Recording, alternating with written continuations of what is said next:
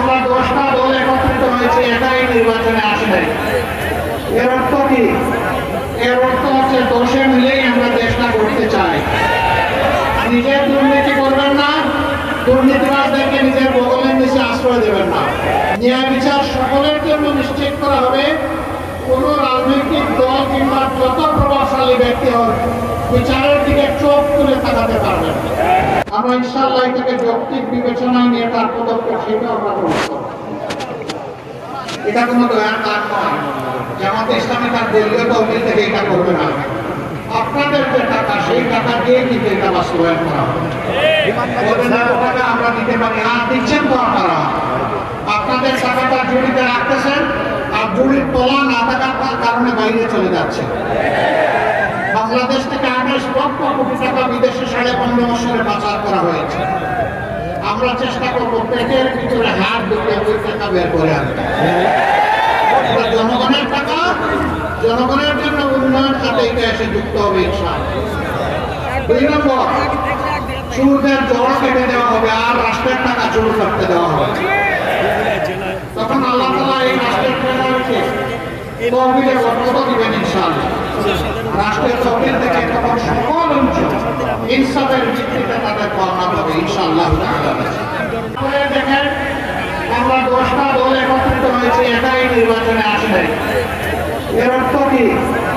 এর অর্থ হচ্ছে 10 মিলেই আমরা দেশটা করতে চাই। মাত্র 3টা। এই 3টা যারা মানবেন, আরো যারা আছেন সবাইকে আমরা ওয়েলকাম করব।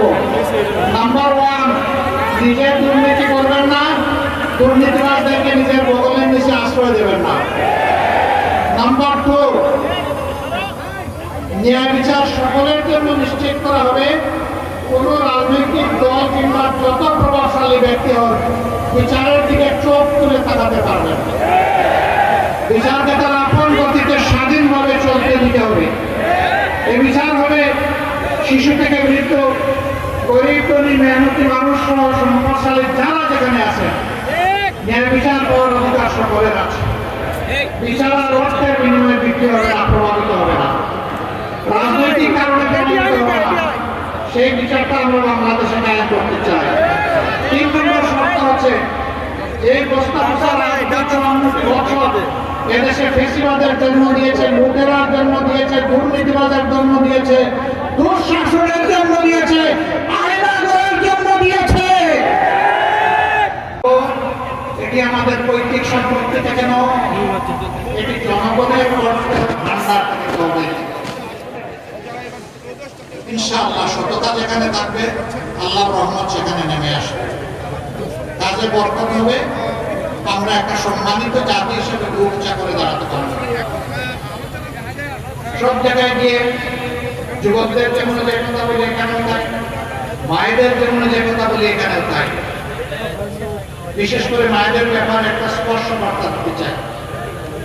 মায়েদের ইজ্জতের মূল্য আমাদের জীবনের চেয়ে বেশি। মায়েদের কোনো অপমান আমরা বরদাস্ত করব না। কোনো গল্পের জায়গা বাংলাদেশের ছবির উপরে হবে না। এই ব্যাপারে আমাদের জিরো টলারেন্স। এই মায়েরা ঘরে থাকবেন সম্মানে নিরাপদে, রাস্তায় বের হবেন সম্মানে নিরাপদে, চলাচলে তাদের জন্য নিরাপদ ব্যবস্থা নিশ্চিত করা সরকারের অঙ্গীকার এবং দায়িত্ব। কর্মস্থলে তাদের নিরাপত্তা এবং সম্মান নিশ্চিত করা সরকারের দায়িত্ব। তারা নির্ভয়ে নিঃসংকোচে মনের প্রশান্তি নিয়ে স্বস্তির সাথে দেশ গড়ার কাজে পুরুষদের পাশাপাশি তারা অবদান রাখবেন ইনশাআল্লাহ। দৈনিক আজকের বাংলা .net